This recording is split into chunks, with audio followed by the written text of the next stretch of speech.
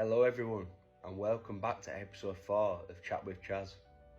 I'm so grateful for you all joining us today. We have a very special guest who has bravely navigated the challenging landscape of growing up with a narcissistic parent.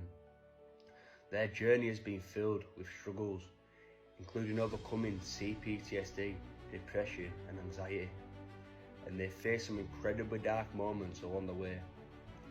This is not just a story of hardship, but also one of resilience, healing and hope. Our guest is here to share their experiences, insights and the lessons that they've learned throughout their journey. So without further ado, please join me in welcoming Charlie Blakely. Thank you for being here today and for your willingness to share your story with us. I know it takes a lot of courage to open up about his experiences, and I truly appreciate you being here. So to start with, what specific messages did your mother convey to you about your worth as a person? That she regretted the decision to bring me into the world. She used to speak in mantras, which is quite a common trait of narcissists. It prevents emotional intimacy, it prevents two-way dialogue. And so she used to speak in these stock phrases and repeat them over and over and over throughout decades. So I remembered them all. They were all sort of etched into my brain from an early age. So some of these mantras that she spoke in were as follows. If I'd have known that you would have turned out like this, I would have had an abortion. I regret the day that you were born. You're just like your father, absolutely fucking useless. You'll never amount to anything. Breeding beats feeding, which is basically an Irish saying, meaning that if you, no matter how hard she tries to nurture me, she'll fail because I have bad genes. You can fuck off out of here when you're 16. You'll be dead by the time you're 40, just like your dad. And she also tried to convince me that I would be in a wheelchair by the time I'm 30. She had a touch of Munchausen by proxy. You've made your bed, you can lie on it. So she said that to justify not helping me whenever I asked her for help. And then in my adult years, when she found out I was gay, I'd rather you were dead than gay, because at least if you were dead, people would feel sorry for me. If people knew that you were gay, they would assume it's because I'm a bad parent. Can you recall particular incidents that made you feel unlovable or like a disappointment? When she would walk me home from school from about age 5 to 10, I could feel her disinterest in me. It was about a 30-minute walk, and during that walk she would never ever ask me how my day was. She would never initiate conversation. She'd never ask what I learned in school that day. It was just, she would just walk silently. It was like she was walking a dog home. So yeah, I was very aware of that, even though I was only like 5. I had severe social anxiety from early on. And so how I managed to control that anxiety was I would stand outside the school gates at the beginning of the school day. So it was the loud noise, it was the screaming and the shouting in the playground, for some reason really scared me. So I would always stand outside the school gates and hide until everybody had gone in. And one day a teacher caught me, and she screamed my name into a megaphone once the whole playground had fallen silent. She called my name into a megaphone and shouted, demanding that I walk across the playground, which was, to this day, I can feel the humiliation that I felt then. And as I walked across the playground, I kept thinking that my mum was going to defend me. She was going to jump up and say, you know, you can't do that to her, because she knew she knew how anxious I was. She knew that this would be really humiliating for me. But of course she didn't. And even later that day when she came to collect me, I still thought that she was going to say something like, oh, I'm really sorry that happened, but she didn't. She just never mentioned it again.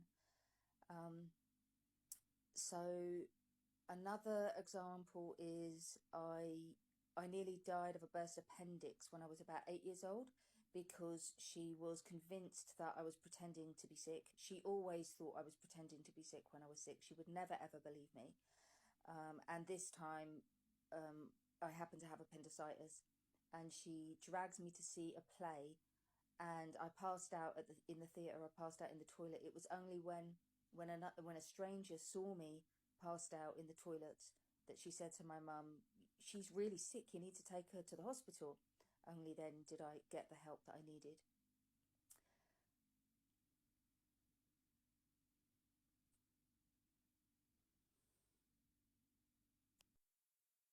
So when I was about 10, she went back to Ireland for my nan's funeral. I knew that she was in Ireland, but I didn't know why. I didn't know that my nan had died. And she never told me. Even when she came back from Ireland, she didn't tell me. I found out from a dinner lady that my nana died. It was a small place. Everybody knew everybody's business.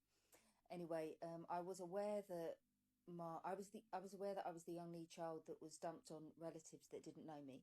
I was aware that my younger sister was with her best friend. My brother was with his best friend. My older sister was with her cousin. It's our cousin, but they were the same, close in age. So that was like her best friend. I was aware that I was the only one that was like dumped on people that didn't really want me there and didn't really like me. And I had no idea how long I was going to be there. The whole time I was there, she didn't write, she didn't call. I didn't know when she was coming back. And when she came back, she never referenced me living there. She never asked me any questions about how it was. So that felt very hurtful. That felt very painful and isolating and confusing. When I was about 12, she told me that I would never receive another birthday or Christmas present again. And she told me that the reason was because I was ungrateful and entitled. So what she was referring to was the year before, the Christmas just before my 11th birthday, she bought both me and my younger sister, who's two years younger than me. She bought us both the same Mickey Mouse reversible jumper. So my sister being nearly 10 and me being nearly 12, I felt embarrassed by that. I didn't really want to wear it. She also bought me the same year the complete works of William Shakespeare, which is a very weird present to give somebody who you basically have been telling their whole life that they're stupid. And it's such a contrast with the Mickey Mouse jumper as well. So I didn't like either of those presents, and so she then proceeded to punish me for the next like 11 years. I never received a birthday or Christmas present until I was about 21. And every year she'd remind me why I wasn't getting a birthday present or a Christmas present. So at 15, I played Sandy in the a school production of Grease, and she came to see me, but she only commented on my co-star's beauty and talent. She wouldn't make any reference to what she thought of my performance. And I thought this was my chance to prove to her that I was actually good at something and I could impress her. And I was aware that she was pointedly ignoring my performance. Not so. Yeah, we never had a discussion about it. And I interpreted her silence as she thought I was really rubbish. That's what I assumed, that she was so embarrassed by my performance that she couldn't bring herself to talk about it. So in my teens, I didn't actually have any clothes to wear at home. I had to wear my school PE kit at home. So looking back, I think it was a way of keeping me at home. If I didn't have clothes, I couldn't go out and socialise with my friends. And she was also quite withholding of things like I wasn't allowed pain relief when had painful periods. She just told me that I wasn't really in pain, I was just pretending. And I needed I needed my first bra for months before she actually bought it for me. So that was quite embarrassing. And again, it was only because another adult stepped in and told her that I needed one. So when I went to university, of course, she had been telling everybody that I was really stupid for all of these years. So the narrative then changed when I went to university, and it became that I wasn't really at a real university doing a real degree. I was pretending. I was at like a college, a further education college, pretending that it was a university. So that's the story that she told everybody when I was in uni. She forced me out of home at 17 and continued. I was aware that she was continuing to get the child benefit while I was paying rent, while I was also going to school. So, yeah, that was a difficult time. How did her opinion of you affect your sense of self as a child? So, growing up, I knew that I wasn't pretty enough or clever enough for her to love, and I couldn't do much about not being pretty enough. But I thought that if I worked really hard in school, then maybe I could gain her approval by excelling in school. But that was difficult because I wasn't particularly academic. But my whole life became about winning her love. So I became really focused, fixated on if I was slim enough and clever enough, then I really thought that that was the answer, that she would love me. And as a result of that, I did develop anorexia for a while when I was in my mid-teens. And she had no reaction to that. She was still, she still seemed to have a problem with my weight, even though I was anorexic. And yeah, likewise, when I was at uni, she wasn't acting as if I was proving her wrong, which I was. I was proving that I wasn't stupid by going to uni. And even by the time I was teaching, she was still acting as if I was stupid. So I became aware at this point that no matter how much I was proving her wrong, she was still acting as if her narrative was real. So I was becoming aware that really, no matter what I did, it just wasn't changing anything.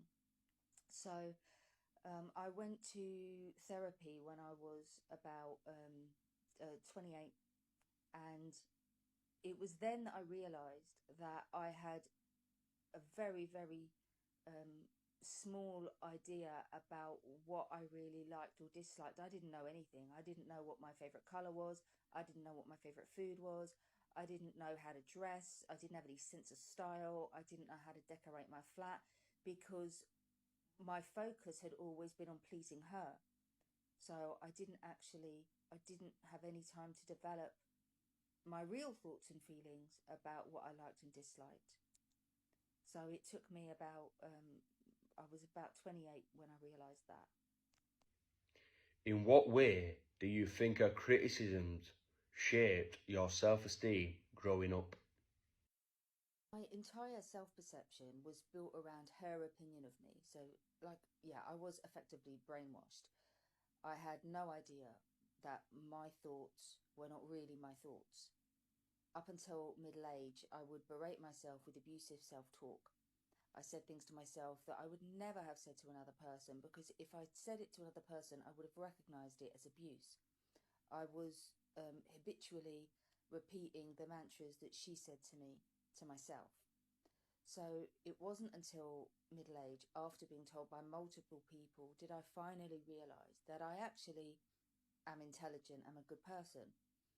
I fell in love with somebody who was a Marilyn Monroe fan, and she said that the thing that she liked the most about me physically was my hips, which was the thing that my mother hated most about me.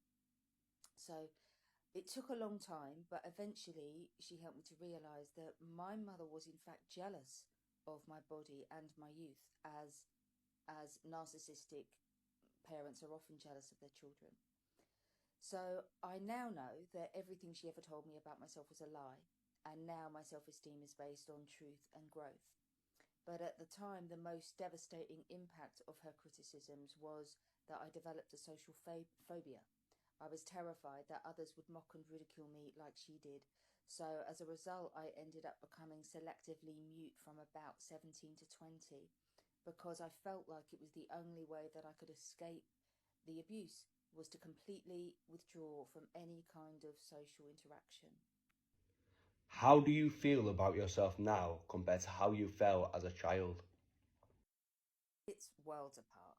Of course, I recognise that I am a flawed human being, as is everyone, but I no longer see myself as worthless, ugly, stupid, or a failure. I know that I'm a decent person. I know that I'm kind and honest and trusting and trustworthy and respectful. I know that I'm patient and gentle and loyal and creative and hardworking and brave and tenacious. I know that I'm sensitive, but I no longer see this as a negative trait. And I don't see my stubbornness as a negative any longer.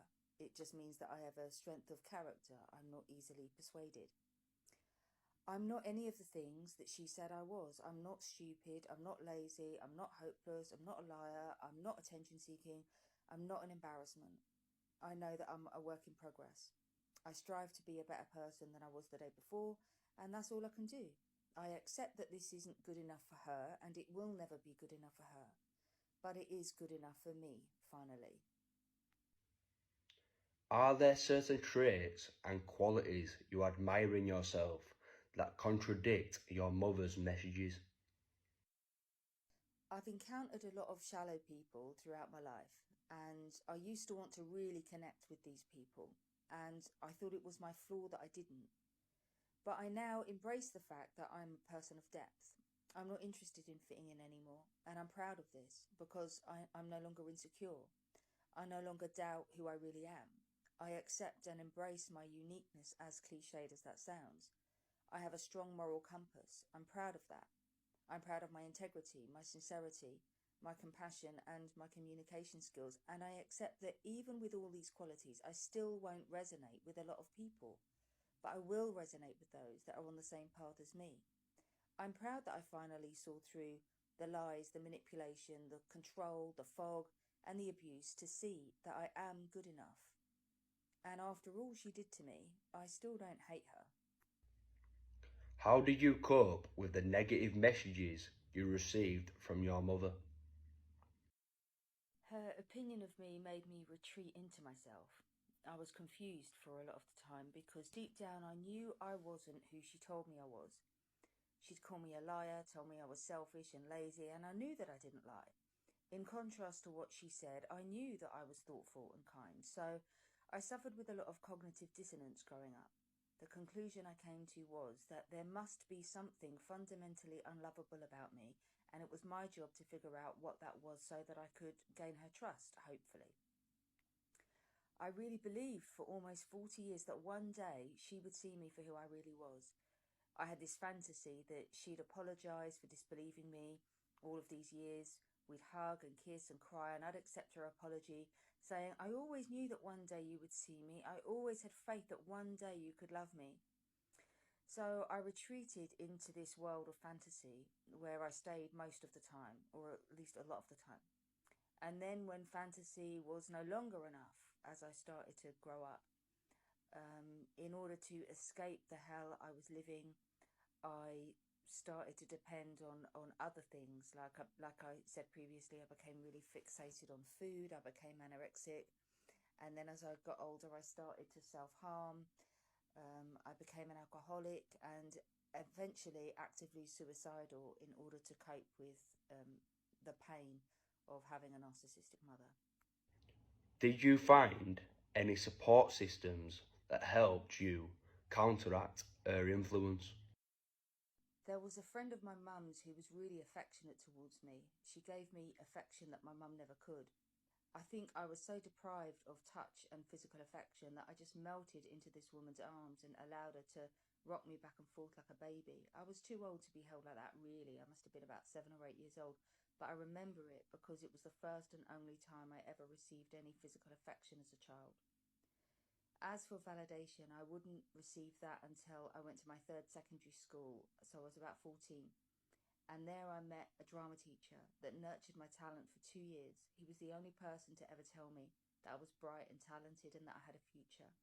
He really encouraged me to go to drama school and university. He even gave up his lunchtimes to practice monologues with me, audition pieces. So my mum's initial response when he asked if I could be in the school play was that I couldn't because it would result in me getting home too late. So he counteracted that by giving me a lift, or saying to her that he would be giving me a lift every day after rehearsal. And she never offered him any money for petrol. She never thanked him. And at the time, I wasn't embarrassed by that. But looking back as an adult, I was embarrassed by that. So a few years ago, I found him on Facebook and just to thank him, because I realised once I had got to adulthood, I realised how out of his way he had gone for me. So I wanted him to know how grateful I was for that it meant a lot to me. So in terms of relationships, I would say that I generally had quite poor relationships for most of my adult life, which I don't think is surprising at all, really. But at 33, I did meet somebody who could give me the emotional support that I needed. So yeah, I basically felt alone and misunderstood up until 33 years old. So to finally be seen by someone was rare and amazing. Have you developed any strategies to challenge or reframe negative thoughts about yourself? Talking therapy helped in the early days. I then came across a book called The Mythology of Self-Worth, and that book changed my thought process. By working on the CBT, the cognitive behavioral therapy exercises in the book, I did that for about a year. And although it did help to change how I felt about myself, it didn't change my physiological responses to stress, but it was an important stepping stone in my healing journey. Stumbling across the concept of the narcissistic mother was a game changer for me. I had never heard of narcissism before, and grandiose narcissism and narcissism in romantic relationships presents differently. So if I had come across that type of narcissism first, the truth might have bypassed me. But when I decided to do that internet search, I immediately stumbled across a website called Daughters of Narcissistic Mothers. This blew my mind. My mother had every trait of narcissistic personality disorder. I then spent about 6 years obsessively researching narcissism before writing my mum a no-contact letter. She was then out of my life for the next 11 years. During that time, I stumbled across a therapy called matrix re-imprinting. This was another game changer.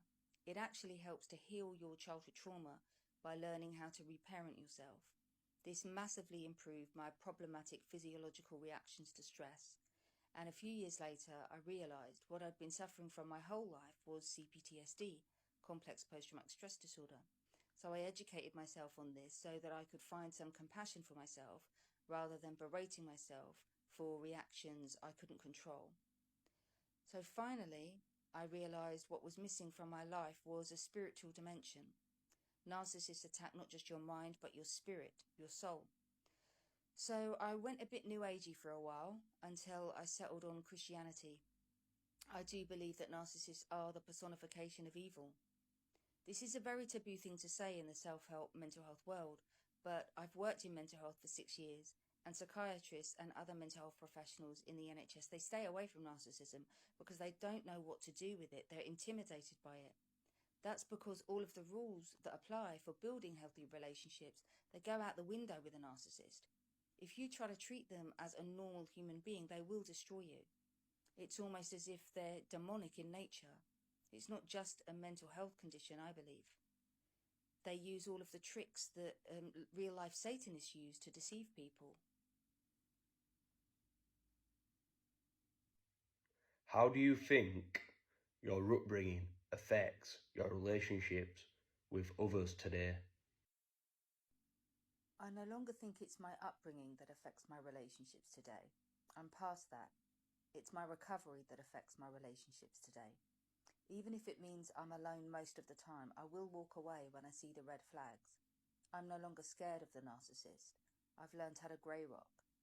I crave authenticity, but I've matured enough to understand that there are people that will abuse your trust. So the minute I see the narcissistic traits, I back off.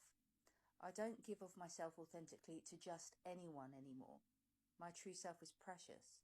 I only give enough to keep things amicable with the narcissist, and that's it. A few years ago, I wouldn't have been able to do this. My craving for honest relationships was so deep that I was honest with everyone all of the time, and it just led to me being repeatedly used, abused, and ostracized. Do you find yourself repeating patterns in your relationships that mirror your childhood experiences? Not anymore, no. I used to. I had many so-called friends and relationships where the same patterns were played out from childhood. My first partner was a drug addict. My second partner obviously suffered with something like BPD, EUPD. My third partner was clearly a narcissist, although I didn't know what the word was at the time. And my last partner did display some narc traits. She was very controlling and isolated me from family. She demanded all of my time. She used to pick fights a lot. She was jealous. She also used to gaslight me. I saw all of this and I chose to ignore it because I loved her.